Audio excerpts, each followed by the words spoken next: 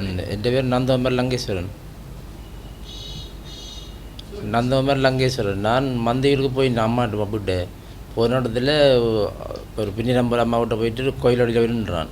நின்ற இடத்த ரோட்டுக்கு போக போலீஸ்காரன் வந்தவங்க வந்து பிடிச்சி அடித்து கையெல்லாம் முறிச்சிட்டு இப்போ தூக்கி ஏற்றி கொண்டு போனவங்க. என்ன கேஸுன்னு கேட்டால் கேபிள் பட்டின கேஸு இருக்கு உனக்கு மேலிடத்து இந்த ஓர்டர் வந்தால் அதெல்லாம் தூக்கிட்டு போனாங்கண்டு.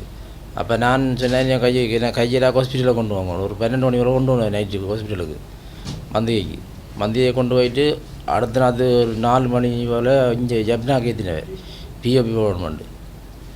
அப்புறம் ஜப்னாவில் கொண்டு போயிட்டு போலீஸ்காரர் அடுத்த நாள் ஜெயில் கார்டு ஒப்படைச்சிட்டு அப்புறம் ஜெயில் கார்டு வந்து பேக் பாம்பு எடுத்துட்டு அவங்க கோர்ட்ஸுக்குள்ள நீதிவான் பார்த்துட்டு அவருக்கு இப்போ பிடிக்காது என்ன அவரை ரிலீஸ் பண்ண சொன்னது. அப்போ தம்பி போயிட்டு சைன் வச்சுட்டு இதாண்டி விட பிறகு பின்னி நம்பல அவ வந்து இதை வாங்கிட்டு அவுட்டு விட்டு நீ அவுட்டு விட போயிட்டினேன். நெல்லியடி போலீஸ் 18ஆம் தேதி 18ஆம் தேதி பின்னேரம். ஓ அடிச்சு இங்கே பிடிச்செடுத்து அடிச்சோடனே கை முடிஞ்சு அப்படி மயங்கிட்டேன். அப்போ விலங்கை போட்டு ஆட்டோ வக்கிருக்கு தானே அதுக்கு குப்பரை போட்டு கால் அவ்வளோ கொண்டு போனது போலீஸ் ஸ்டேஷன் வச்சு. வாக்குமூலம் எடுத்து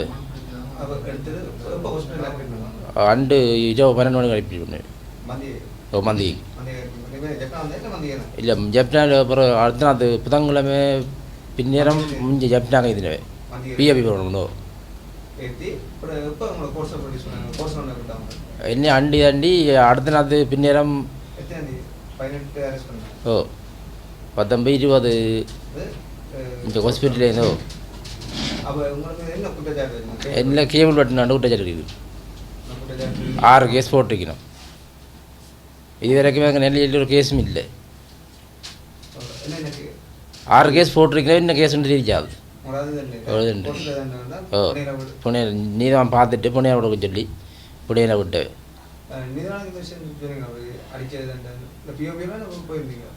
என்னது இல்லை என்ன ஹாஸ்பிட்டலில் வச்சு தான் நீதான் வீடியோ கால் பார்த்து.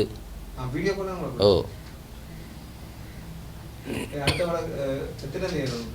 இப்போ நீ இது இந்த வழக்கு 10ஆம் மாதம் 25ஆம் தேதி ஓட்டு கிடக்கு.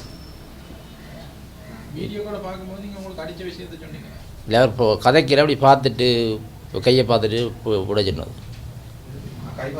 ஓ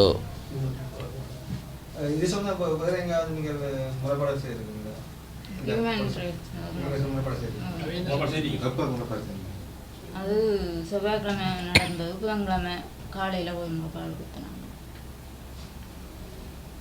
அதை தான் அங்கே போடுறோன்றோம்னு சொல்லி சொன்னேன்.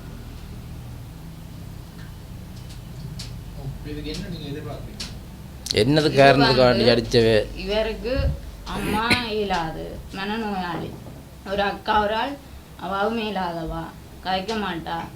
4-5 ஆம்பளை பிள்ளைகள். இவர் 5ல் எல்லாரும் வெட்டிங் பண்ணி போயிட்டினோம். இவரும் வெட்டிங் பண்ணிட்டாரு நெல்லியடியில். இப்போ இவர் ஒரு அக்கா கட்டாமல் இருக்கிறா. அவள் தான் அவர்கிட்ட குடும்பத்தையே பார்க்குறது. இவர் வந்து ஏற்கனவே கையேலாதவர். என்ன கட்டக்கு முன்னமே அவருக்கு கையேலாது. இப்போ கையேலாதவர் வயர் வெட்டினான்னு சொல்லி புகார் கொடுத்துருக்கணும். அதுக்கு என்ன ஆதாரம் இருக்கா வீட்டை, என்ன சாட்சி இருக்குது?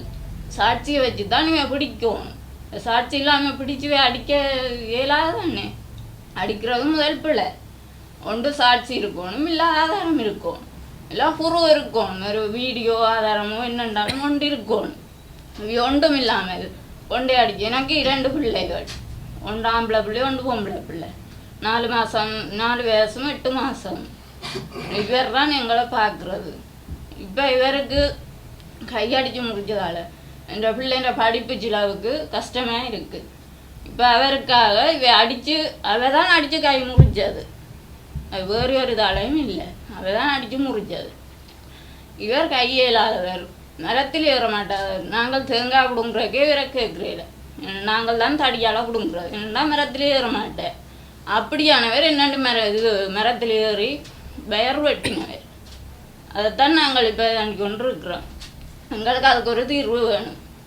மற்றது இவரை அடித்ததுக்காக இவர் இப்போ இனி இந்த கையால் ஒன்றும் செய்ய மாட்டார். எங்களை பார்க்குறதுக்கும் ஒரு தரும் இல்லை. அவற்றை அக்கா ஒரு ஆள்லாம் அங்கே இடைக்கிட பார்க்குறவா, தேவட்டையும் பார்த்து எங்களையும் பார்க்குறவா. அவன் ஒரு பொம்பளை பிள்ளை கல்யாணம் கட்டாமல் இருக்கிறா. அவன் நடுக எங்களை பார்க்க இயலுமோ? தன் குடும்பத்தையும் பார்த்து எங்களையும் பார்க்குறோண்டா அவக்கும் கஷ்டம். அதுக்கான எங்களுக்கு ஒரு தீர்வு கிடைக்கணும்.